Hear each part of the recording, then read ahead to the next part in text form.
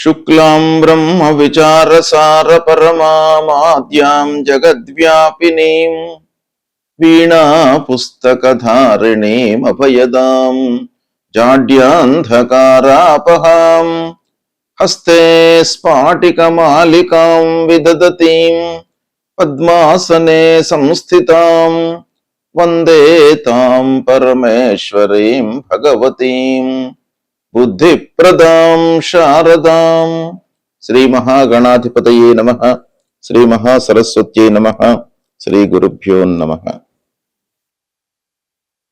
ప్రేక్షకులకందరికీ నూతన సంవత్సరము శ్రీ పరాభవనామ సంవత్సర ఉగాది శుభాకాంక్షలు తెలియజేస్తూ, ఈ సంవత్సరము మీ రాసులలో జన్మించినటువంటి వారికి, అంటే 12 రాసులలో జన్మించినటువంటి వారికి ఎలాంటి ఫలితాలు ఉండబోతున్నాయి అనేటువంటి విషయాన్ని మనం తెలుసుకుందాం. ఈ సంవత్సరము అంటే ఈ పరాభవనామ సంవత్సరంలో ముఖ్యమైనటువంటి గ్రహాల యొక్క స్థితి ఎలా ఉంది? ముఖ్యమైనటువంటి గ్రహాలు అనంటే మనం ప్రధానంగా గురు, శని, రాహువు, కేతువు, ఈ 4 గ్రహాలు సంవత్సర ఫలితం పైన ప్రభావాన్ని చూయించేటువంటి గ్రహాలు. అంటే ఈ 4 గ్రహాలు కూడాను ఒక్కొక్క రాశిలో ఎక్కువ రోజులు సంచరిస్తూ ఉంటారు కాబట్టి ఈ గ్రహముల యొక్క ప్రభావము రాశి పైన, ఆ రాశిలో జన్మించినటువంటి వారిపైన చాలా ఎక్కువగా ఉంటుంది. కాబట్టి సంవత్సర గోచార ఫలితాలు తెలియజేస్తూ ఉన్నప్పుడు ఈ 4 గ్రహాల యొక్క సంచారాన్ని మనము ప్రధానంగా తీసుకుంటాం. అయితే ఈ సంవత్సరము గురువు 5 డిసెంబర్ 2025 నుండి 1 జూన్ 2026 వరకు మిథున రాశిలో సంచరిస్తున్నాడు. తదనంతరం అంటే 2 జూన్ 2026 నుండి 31/10/2026 వరకు కర్కాటక రాశిలో సంచరిస్తున్నాడు. తదనంతరం అంటే 31/10/2026 నుండి 24/1/2027 వరకు సింహరాశిలో సంచరిస్తున్నాడు. అతిచార వశాత్తు సింహరాశిలోకి వచ్చి ఈ సమయంలో సింహరాశిలో సంచారం జరుగుతోంది. తదనంతరం అంటే 24 జనవరి 2027 నుండి 26/6/2027 వరకు మళ్ళీ కర్కాటక రాశిలోకి వక్రరీత్యా వస్తున్నాడు. ఈ విధంగా గురువు యొక్క సంచారము ఈ సంవత్సరము ఉంది. అంటే 3 రాశులలో గురువు సంచరిస్తున్నాడు. మిథునం, కర్కాటకము, సింహము రాశిత్రయ సంచారం చేస్తున్నాడు. రాశిత్రయ సంచారం మూలకంగా కొన్ని ఇబ్బందులు ఉంటాయి. దేశవ్యాప్తంగా, ప్రపంచవ్యాప్తంగా, రాష్ట్ర వ్యాప్తంగా ఇబ్బందులు, యుద్ధాలు, వాతావరణ సమస్యలు ఇలాంటివి ఏర్పడేటువంటి అవకాశాలు ఉంటాయి. ఇక శని యొక్క సంచారాన్ని చూసినట్టయితే 29 మార్చి 2025 నుండి 3/6/2027 వరకు మీనరాశిలో సంచరిస్తున్నాడు. ఈ మొత్తం కాలం కూడాను మీనరాశిలో సంచరిస్తున్నాడు. ఇక రాహువు 18 మే 2025 నుండి 5 డిసెంబర్ 2026 వరకు కుంభరాశిలో సంచరిస్తున్నాడు.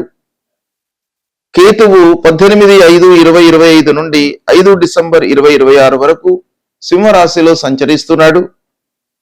తదనంతరం రాహువు అంటే మళ్ళీ 5 డిసెంబర్ 2026 నుండి 23 జూన్ 2028 వరకు మకర రాశిలో సంచరిస్తున్నాడు.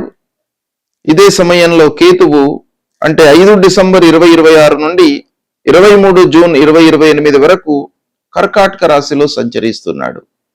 ఈ విధంగా ఈ ప్రధానమైనటువంటి గ్రహాల యొక్క సంచారము ఈ పరాభవనామ సంవత్సరంలో ఉంది. ఈ సంచారాన్ని దృష్టిలో పెట్టుకొని ఏ స్థానాలలో సంచరిస్తున్నారు, ఆ గ్రహాల యొక్క కారకత్వాలు, వాళ్ళు సంచరిస్తున్నటువంటి స్థానము యొక్క ప్రభావము ఆ జాతకుని పైన ఎలా ఉంటుంది అనేటువంటి విషయాన్ని మనం తెలుసుకుందాం. ధనుస్సు రాశి వారికి శ్రీ పరాభవనామ సంవత్సరంలో గోచార ఫలితాలు ఎలా ఉన్నాయో తెలుసుకుందాం. ధనుస్సు రాశి అనగానే ఏ నక్షత్రాలలో జన్మించినటువంటి వాళ్ళు, ఏ పేరు ఉన్నటువంటి వాళ్ళు ధనుస్సు రాశి కిందికి వస్తారు అనే విషయాన్ని మనము ప్రథమంగా చూసినట్టయితే, మూలా నక్షత్రం 1, 2, 3, 4 పాదాలలో జన్మించినటువంటి వాళ్ళు, పూర్వాషాఢ నక్షత్రం 1, 2, 3, 4 పాదాలలో జన్మించినటువంటి వాళ్ళు, ఉత్తరాషాఢ నక్షత్రం 1వ పాదంలో జన్మించినటువంటి వాళ్ళందరూ కూడాను ధనుస్సు రాశి కిందికి వస్తారు. అంతేకాకుండా ఏ, యో, బా, బి, భూ, ధ, భ, డ, బే అనే అక్షరాలతో ప్రారంభమయ్యేటువంటి పేర్లు కలిగినటువంటి వాళ్ళందరూ కూడాను ఈ ధనుస్సు రాశి కిందికి వస్తారు. ఇక ధనుస్సు రాశి వారికి ఈ సంవత్సరము ఆదాయం 11గా ఉంది, వ్యయం 14. ఆదా వ్యయాల్లో పెద్ద తేడా లేదు గనక కొంత జాగ్రత్తగా మీరు పనులు నిర్వర్తించుకున్నట్టయితే సత్ఫలితాలను పొందుతారు, సంతృప్తిగా ఉండేటువంటి అవకాశాలు ఉన్నాయి. ఇక రాజపూజ్యం 5, రాజావమానము 6గా ఉంది. ఇది కూడాను పెద్ద వ్యత్యాసమేమీ లేదు. పూజ్యభావం సమాజంలో మీకు 5 పాళ్ళు ఉంది, అవమానము 6 పాళ్ళు ఉంది. కాబట్టి ఇందులో కూడాను వ్యత్యాసం ఎక్కువ లేదు. కొంత మీరు కష్టపడినట్టయితే సక్సెస్ రేటును మీరు పెంచుకునేటువంటి అవకాశాలు బాగా ఉన్నాయి.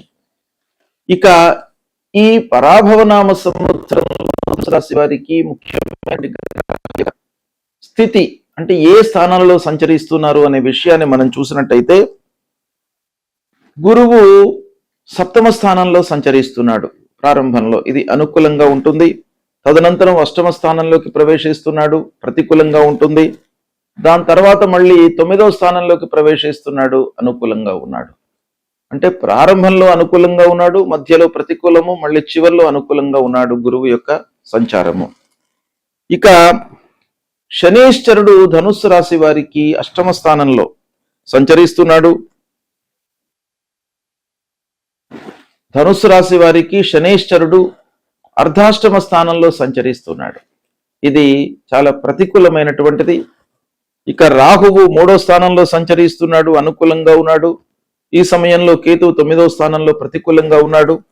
తదనంతరం రాహువు 2వ స్థానంలో, కేతువు 8వ స్థానంలోకి ప్రవేశిస్తున్నారు, ప్రతికూలంగా ఉన్నారు. ఈ విధంగా గ్రహస్థితి ఉంది. అయితే ఈ గ్రహస్థితి మూలకంగా ధనుసు రాశి వారికి ఓవరాల్ గా మనం చూసినట్టయితే ఫలితాలు ఎలా ఉన్నాయి అనే విషయాన్ని మనము ఒక్కసారి ప్రధానంగా మనం ఆలోచించినట్టయితే, ధనుసు రాశి వారికి మీరు స్నేహితులతో కానివ్వండి, ఆత్మీయులతో కానివ్వండి, బంధువులు, చిన్ననాటి మిత్రులతో మీరు ఎలానైతే వాళ్లతో సంబంధాలను మీరు ఏర్పరచుకుంటారో అది మీకు ఈ సంవత్సరం చాలా ప్రధానమైనటువంటి పాత్రను పోషిస్తుంది. అంటే ఫ్రెండ్ సర్కిల్ మీరు డెవలప్ చేసుకున్నట్టయితే వాళ్ళు ఏదో రకంగా మీకు కష్టాలలో ఆదుకోవడము, సహాయ సహకారాలను మీకు అందివ్వడము, ఆర్థికపరమైనటువంటి సహాయాన్ని చేయడము, ఇలాంటివి మీరు సంబంధాలు ఏర్పరచుకునేటువంటి విషయం పైన ఈ సంవత్సరం ఆధారపడి ఉంది అనేటువంటి విషయం మనకి ఇక్కడ అవగతమవుతుంది. ఇక గురువు మిథున రాశిలో సంచరిస్తున్నటువంటి సమయంలో మీకు బాగా కలిసి వస్తుంది.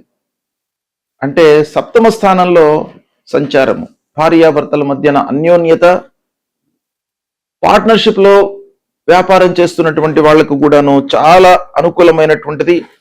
వివాహ విషయంలో చాలా రోజుల నుండి ప్రయత్నం చేస్తున్నటువంటి వారికి కూడాను ఈ సమయంలో వివాహము జరిగేటువంటి అవకాశాలు ఉన్నాయి, లేదా నిశ్చయము అవుతుంది. ఇక అవివాహితులకు చాలా మంచి సమయము ఇది. వాళ్ళు అనుకున్న విధంగా సంబంధాలు కుదురుతాయి, చాలా సంతోషంగా ఉంటారు. ఇక వ్యాపారము లాభసాటిగా కొనసాగుతుంది. ఒప్పందాలు, ముఖ్యంగా వ్యాపారస్తులు చేసుకునేటువంటి ఆర్థికపరమైనటువంటి ఒప్పందాలు మీకు బాగా కలిసి వస్తాయి. న్యాయపరమైనటువంటి వ్యవహారాలలో అనుకూలం, విజయం చేకూరుతుంది. అనుకూలంగా మీకు తీర్పులు వస్తాయి. మీ పైన ఎవరైతే శత్రుత్వం వహించి ఉన్నారో, పూర్వం నుండి మీకు ఇబ్బందులు క్రియేట్ చేస్తున్నటువంటి వాళ్ళు అందరూ కూడాను ఈ సమయం లోపల బలహీనపడేటువంటి అవకాశాలు ఉన్నాయి. ఇక రాజకీయ నాయకులకు ప్రజలతో సంబంధాలు మెరుగుపడతాయి. తదనంతరము కర్కాటక రాశిలోకి గురు ప్రవేశిస్తున్నాడు. కర్కాటక రాశిలోకి ప్రవేశించడం అంటే 8వ స్థానంలోకి వస్తున్నాడు. అష్టమ స్థానంలో కొంత ఇబ్బందికరమైనటువంటి ఫలితాలు ఉన్నప్పటికీ గురువుకు కర్కాటక రాశి ఉచ్చస్థానం గనుక ఆ ఉచ్చ స్థానంలో సంచరించడం మూలకంగా కొంత మనకు ఫలితాలు అనుకూలంగా ఉండే ఛాన్సెస్ కూడాను ఉన్నాయి. అయితే ఆర్థిక పరమైనటువంటి విషయాలలో మటుకు కొంత జాగ్రత్తలు తీసుకోండి. అనుకోకుండా మీకు అకస్మాత్తుగా కొన్ని పనులు జరిగేటువంటి అవకాశాలు ఉంటాయి. అష్టమ స్థానంలో సంచరిస్తున్నప్పుడు మీరు బిజినెస్ లో ఉన్నట్టయితే షేర్స్ బిజినెస్ లేదా ఇన్సూరెన్స్ వైపుకు కానివ్వండి, కొనడము రియల్ ఎస్టేట్ వైపున ఉన్నటువంటి వాళ్ళు కానివ్వండి, కొంత జాగ్రత్తలు తీసుకోవడం మంచిది. ఇక రుణాలను రీపే చేయడానికి మీరు సాయశక్తుల కృషి చేస్తారు. ప్రాపర్టీస్ ఏవైతే వారసత్వంగా వస్తున్నటువంటి ఆస్తుల విషయం లోపల కొంతవరకు కలిసి వస్తుంది. ఆధ్యాత్మికత మట్టుకు పెరుగుతుంది. ఇక గురువు సింహంలోకి ప్రవేశించడము అంటే 9వ స్థానంలోకి ప్రవేశించడం మూలకంగా మీకు బాగా అదృష్టం కలిసి వస్తుంది. దూర ప్రయాణాలు, విదేశీ ప్రయాణాలు బాగా అనుకూలిస్తాయి, కలిసి వస్తాయి. ఉన్నత విద్యకై చేసేటువంటి ప్రయత్నాలు కూడాను చాలా అభివృద్ధి పథంలోకి వస్తాయి. ఇక శని మీనంలోకి రావడం మూలకంగా కొంత ఇంటి విషయంలో బాధ్యతలు పెరుగుతాయి మీకు. ఇకపోతే తల్లిదండ్రుల ఆరోగ్యంపై కొంత జాగ్రత్తలు తీసుకోండి. ఆస్తి విషయాలలో కొంత ఆలస్యంగానైనా కూడాను మీకు అనుకూలమైనటువంటి ఫలితాలు ఉంటాయి. గృహ వాతావరణము కొంత ప్రెషర్గా ఉంటుంది. అంటే బాధ్యత పెరగడం మూలకంగా పిల్లల విషయంలో కానివ్వండి, భార్య విషయంలో కానివ్వండి, కుటుంబ పెద్దల విషయం లోపల కానివ్వండి, మీకు ఆలోచన పెరుగుతుంది, బాధ్యత పెరుగుతుంది. తద్వారా మీకు కొంత ఒత్తిడి పెరిగేటువంటి అవకాశాలు ఉన్నాయి. ఇక రాహు కుంభంలోకి రావడం మూలకంగా మీకు ధైర్య సాహసాలు పెరుగుతాయి. ధైర్యంతో మీరు ముందుకు వెళ్తారు. కొన్ని పనులను బ్లైండ్ గా కూడాను మీ నిర్ణయాలు తీసుకునేటువంటి అవకాశం కనబడుతుంది. ఇక సోదరులతో లాభదాయకమైనటువంటి సంబంధాలు ఉంటాయి. ఆత్మీయత పెరుగుతుంది. సాహిత్య, సంగీత, కళారంగంలో ఉన్నటువంటి వారికి విజయాలు ఈ సమయం లోపల కలుగుతాయి. ఇక రాహు మకరంలోకి రావడం మూలకంగా ఆర్థిక పరమైనటువంటి విషయాలలో కొంత జాగ్రత్తలు వహించాలి. ఖర్చులు అకస్మాత్తుగా పెరిగేటువంటి అవకాశాలు గోచరిస్తున్నాయి. మాటల వలన కొన్ని ఇబ్బందులను ఎదుర్కొంటారు కనుక మాటలను మీరు కట్టడి చేసుకోండి. అనవసరమైనటువంటి ప్రేలాప మాటలు మాట్లాడకుండా ఉండడము చాలా మంచిది. పెట్టుబడులను ఆలోచించి చేయండి. ఇక కేతువు సింహంలోకి రావడం మూలకంగా మళ్ళీ మీకు కలిసి వస్తుంది. నమ్మకము కొంత తగ్గినప్పటికీ మీరు చేసేటువంటి కష్టం పైన, ప్రయత్నం పైన ఫలితం ఆధారపడి ఉంది కాబట్టి మీకు అనుకూలమైనటువంటి సమయమే. పెద్దల యొక్క సహాయ సహకారాలు మీకు బాగా లభిస్తాయి. కేతువు కర్కాటకంలోకి రావడం మూలకంగా మీరు మీ వర్క్ పైన కాన్సన్ట్రేషన్ చేయడం మూలకంగా మీకు చాలా ఫలితాలు కలుగుతాయి. పూర్వం ఉన్నటువంటి భయము, ఆందోళన ఇవన్నీ కూడాను తగ్గుముఖం పడతాయి. ఆత్మవిశ్వాసం పెరుగుతుంది. ఉద్యోగస్తులకు స్థిరమైనటువంటి కాలము, ప్రమోషను, ఎన్హాన్స్మెంట్, శాలరీ లోపల కలిగేటువంటి అవకాశాలు ఉన్నాయి. ఇకపోతే బాధ్యతలు పెరుగుతాయి. అయితే బాధ్యతలను భారంగా మీరు భావించకుండా బాధ్యతలను గౌరవంగా స్వీకరించడం అనేటువంటిది ఇక్కడ మనకు కలిసి వచ్చేటువంటి విషయం. వ్యాపారస్తులు విస్తరణపై మనస్సు నిలుపుతారు. కొత్త రంగంలోకి ప్రవేశిస్తారు. ఇక దాంపత్య జీవితం అనుకూలంగా ఉంటుంది. ఆరోగ్యపరంగా కొంత శ్రద్ధ చూపాలి ఈ సమయంలో. ఈ సంవత్సరంలో పిల్లల విద్య లోపల చాలా డెవలప్మెంట్స్ కనబడుతున్నాయి. సంతానం విషయంలో అనుకూలమైనటువంటి వార్తలు. ఇకపోతే ధార్మికమైనటువంటి కార్యక్రమాలలో, సాంస్కృతికమైనటువంటి కార్యక్రమాలలో మీరు పాల్గొంటారు. విద్యార్థులు చదువు లోపల రాణిస్తారు. పోటీ పరీక్షలలో ఒక మంచి స్థాయిలో నిలుస్తారు. రాజకీయంలో ఉన్నటువంటి వారికి కూడాను ఈ సంవత్సరం బాగా అనుకూలమైనటువంటిది. సామాజికంగా గౌరవ మర్యాదలు లభిస్తాయి. మిత్రుల సహాయ సహకారాలు అందుతాయి. శత్రువులు శాంతిస్తారు. అంటే శత్రువులు ఏవైతే మీకు కీడు చేశారో ఇంకా వాళ్ళు అటువైపున వెళ్లకుండా మీకు మంచి చేయడానికై అవకాశాలు బాగా ఉన్నాయి. ఈ విధంగా కొంత అహంకారాన్ని మీరు తగ్గించుకున్నట్టయితే, కొంత వినయ విధేయతలను ప్రదర్శిస్తూ ఉన్నట్టయితే ఈ సంవత్సరం మీకు చాలా అనుకూలమైనటువంటి సంవత్సరము. ప్రారంభం అనుకూలంగా ఉంది. మధ్యలో కొంత ఒత్తిడి పెరిగినప్పటికీ చివరిలో మళ్ళీ శాంతి చేకూరుతుంది. తద్వారా స్థిరత్వం పొందేటువంటి అవకాశాలు ఉన్నాయి. కుటుంబంతో ఆనందంగా ఉంటారు.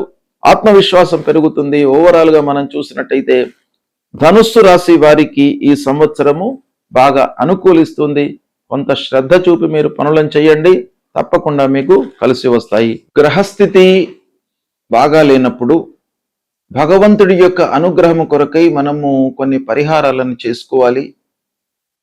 అవి ఏంటంటే, ముఖ్యమైనటువంటి గ్రహాలు మనకు గురు, శని, రాహువు, కేతువు. గురువు ప్రతికూలంగా ఉన్నప్పుడు అంటే 2, 5, 7, 9, 11 స్థానాలలో గురువు సంచరిస్తున్నప్పుడు అనుకూలమైనటువంటి ఫలితాలను ఇస్తాడు. ఇవి కాకుండా మిగతా స్థానాలలో సంచరిస్తున్నప్పుడు ప్రతికూలమైనటువంటి ఫలితాలు ఇస్తాడు. కాబట్టి ఈ ప్రతికూలతను నివారించడానికి ఆ గురువు యొక్క అనుగ్రహం మనకు కావాలి.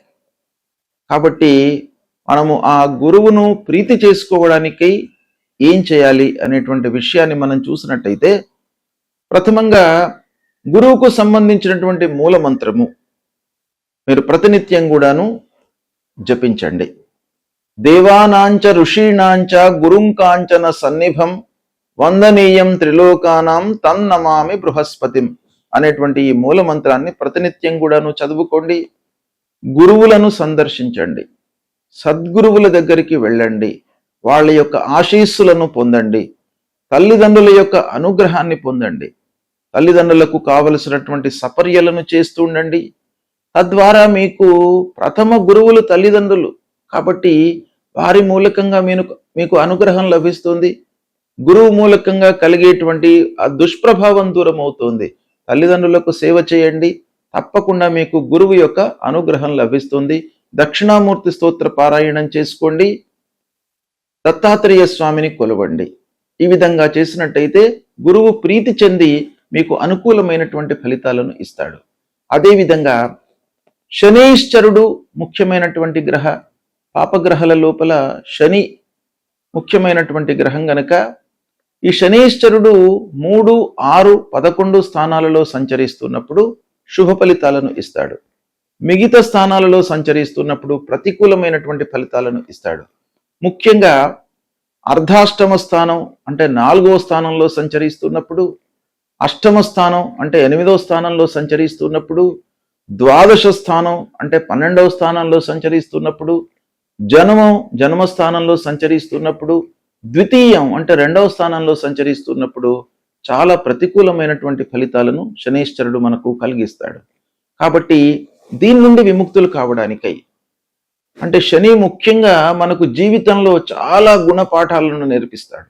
ప్రతి విషయం లోపల కూడాను ఆలస్యము, అనుకున్నవి కాకపోవడము, ఆర్థికమైనటువంటి ఇబ్బందులు, మనిషి లోపల ఒక లేజీనెస్ అనేటువంటిది క్రియేట్ చేయడము, ఇలాంటి ఎన్నెన్నో విషయాలపై శని యొక్క ప్రభావం ఉంటుంది. కాబట్టి శనిని ప్రీతి చేసుకోవడానికి మనం ఏం చేయాలి? ప్రతినిత్యం కూడాను శనీశ్వరుడికి సంబంధించిన మూలమంత్రాన్ని చదవండి. నీలాంజన సమాభాసం రవిపుత్రం యమాగ్రజం ఛాయా మార్తాండ సంభూతం తం నమామి శనీశ్వరం అనేటువంటి మూలమంత్రాన్ని ప్రతినిత్యం చదువుకోండి. ఆంజనేయ స్వామిని కొలవండి, ఆంజనేయ స్వామి దేవాలయానికి వెళ్ళండి, హనుమాన్ చాలీసా ప్రతినిత్యం కూడాను చదువుకోండి. ఈ స్తోత్ర పారాయణం మూలకంగా శనీశ్వరుడికి సంబంధించినటువంటి దుష్ప్రభావం దూరమవుతోంది. అదేవిధంగా రాహువు ముఖ్యమైనటువంటి గ్రహము. మన లోపల భ్రాంతి, భయము, ఆందోళన ఇలాంటివన్నీ కూడాను క్రియేట్ చేసేటువంటి ఒక తత్వం కలిగినటువంటి గ్రహము రాహుగ్రహము. ఈ రాహుగ్రహం మూలకంగా మనకు ఇబ్బందులు చాలా కలుగుతాయి. అంటే గోచార రీత్యా 3, 6, 11 స్థానాల్లో సంచరిస్తున్నప్పుడు రాహు మంచి ఫలితాలను ఇస్తాడు. కనుక ఈ స్థానాలు కాకుండా మిగతా స్థానాలలో ఉన్నప్పుడు మనము రాహు కొరకై పరిహారం చేసుకోవాలి. మూలమంత్రాన్ని జపించడం. అర్ధకాయం మహావీర్యం చంద్రాదిత్య విమర్దనం సింహికా గర్భ సంభూతం తం రాహుం ప్రణమామ్యహం అనేటువంటి మూలమంత్రాన్ని చదువుకోండి. ప్రతినిత్యం కూడాను అమ్మవారిని సేవించండి, దుర్గామాతను సేవించండి. దుర్గామాత గుడికి వెళ్ళండి, అమ్మవారికి ప్రదక్షిణాలు చేసినట్టయితే తప్పకుండా మీకు అమ్మవారి యొక్క అనుగ్రహము, రాహువు యొక్క అనుగ్రహము లభిస్తుంది. తల్లిని సేవించండి, మాతృమూర్తిని సేవించినట్టయితే రాహు మూలకంగా కలిగేటువంటి దుష్ప్రభావము మీకు 200% దూరం అవుతుంది. అదేవిధంగా కేతువు 3, 6, 11 స్థానాలలో శుభ ఫలితాలను ఇస్తాడు. అవి కాకుండా మిగతా స్థానాలలో సంచరిస్తున్నప్పుడు పరిహారం చేసుకోవడము మంచిది. మరి కేతువుకి ఏం చేయాలి ఈ మూలమంత్రము అనంటే, ఫలాశ పుష్ప సంకాశం తారక గ్రహమస్తకం రౌద్రం రుద్రాత్మకం ఘోరం తం కేతుం ప్రణమామ్యహం అనేటువంటి ఈ మూలమంత్రాన్ని ప్రతినిత్యం కూడాను చదువుకోండి. గణపతిని సేవించండి, ఆటంకాలు లేకుండా ఉంటాయి. మీకు విరక్తి భావన కలగకుండా ఆ కేతువు మిమ్మల్ని కాపాడుతాడు. అంటే విరక్తి అనేటువంటిది మనిషి లోపల డెవలప్ అయితే, అశ్రద్ధ అనేటువంటిది డెవలప్ అయితే పని ముందుకు జరగదు. దానిపైన మనకు శ్రద్ధ లేనట్టయితే మనం పని చేయలేము. కనుక అలాంటి భావన రాకుండా ఉండడానికి మీరు విఘ్నేశ్వరుణ్ణి పూజించండి. ఈ మూల మంత్రాన్ని ప్రతినిత్యం కూడాను చదువుకోండి. ఈ 4 గ్రహాలు చాలా ముఖ్యమైనటువంటి కనుక ఈ 4 గ్రహాలు అనానుకూలంగా ఉన్నప్పుడు నేను చెప్పినటువంటి పరిహారాలను చేయండి. సంతృప్తిగా మీరు మంచి ఫలితాలను పొందుతారు. శుభం.